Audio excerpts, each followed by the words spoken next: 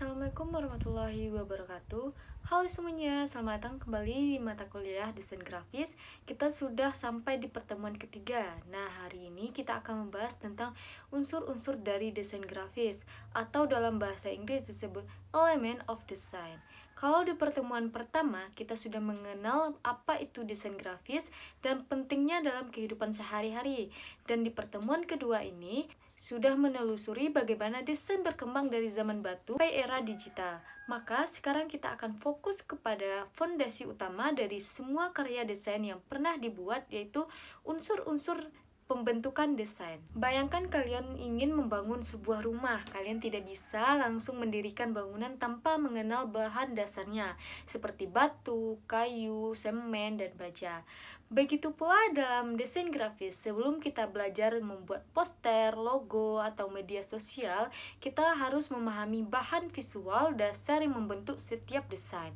Nah, unsur-unsur desain grafis inilah yang menjadi bahan bangunan dari setiap karya visual yang kita buat. Dengan memahami setiap unsur, kalian bisa mengatur komposisi, menyampaikan pesan yang tepat, dan menciptakan karya yang bukan hanya menarik tetapi juga bermakna. Kita akan membahas 6 unsur utama desain grafis, yaitu yang pertama garis, yang kedua bentuk, yang ketiga ruang, yang keempat tekstur, yang kelima warna, dan yang keenam tipografi.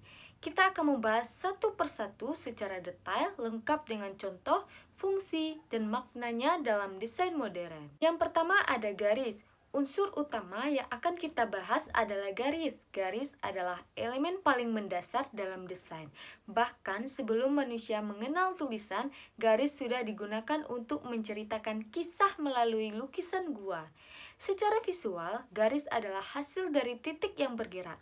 Namun, lebih dari itu, garis punya kemampuan luar biasa untuk menuntun arah pandangan mata dan menciptakan struktur dalam desain.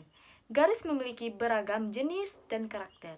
Yang pertama, garis lurus horizontal memberi kesan tenang, stabil, seperti horizon di pantai. Garis vertikal menimbulkan rasa kekuatan, keagungan, dan kestabilan. Yang ketiga, ada garis diagonal, menunjukkan gerak, semangat, dan energi. Yang keempat, ada garis melengkung, terasa lembut, elegan, dan feminim. Yang kelima, ada garis patah-patah bisa menimbulkan kesan dinamis dan tegang. Dalam desain grafis, garis digunakan untuk berbagai tujuan.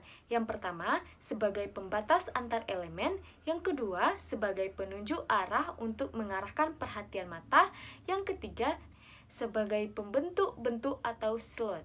Yang keempat, bahkan sebagai elemen dekoratif yang mempercantik tampilan. Terfilm, iklan, atau bahkan desain web, hampir semuanya menggunakan garis.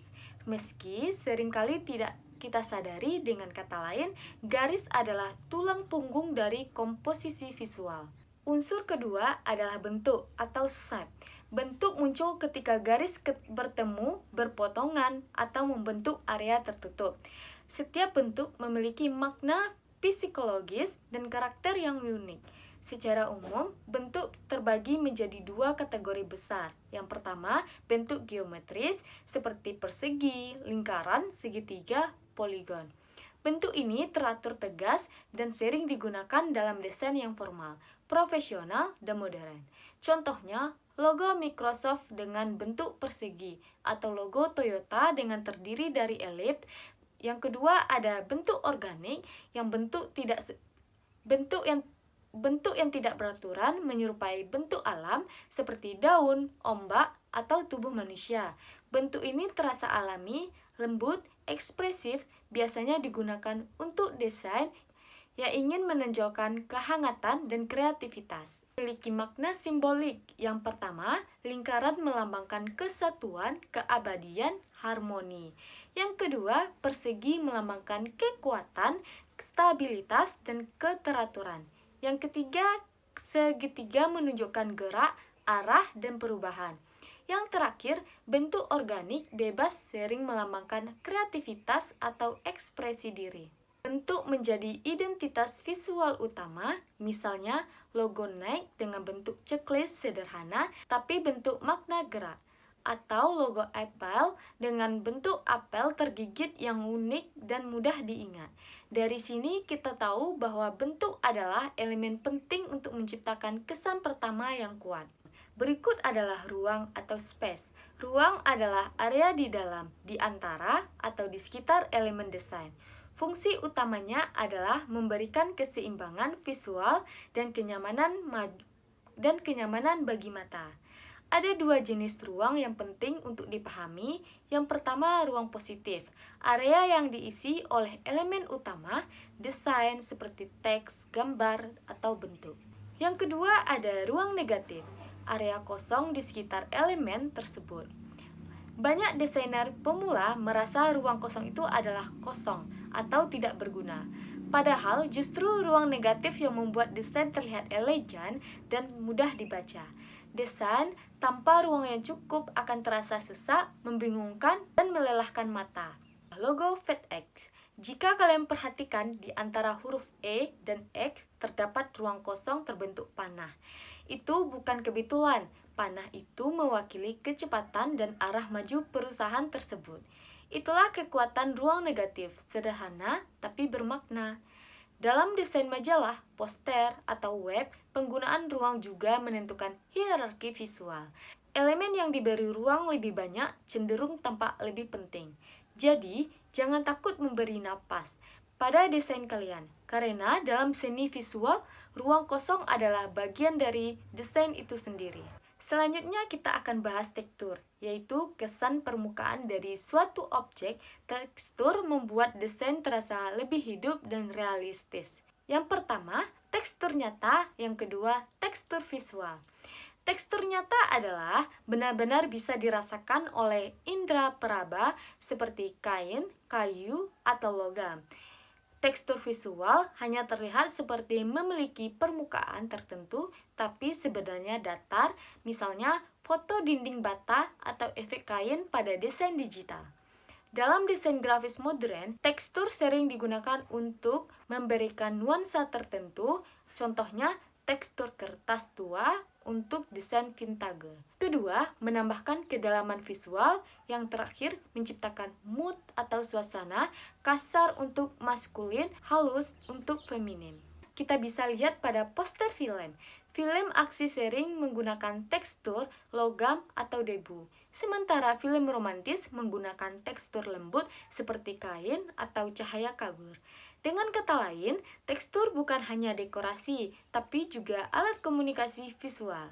Warna adalah unsur yang paling mudah menarik perhatian.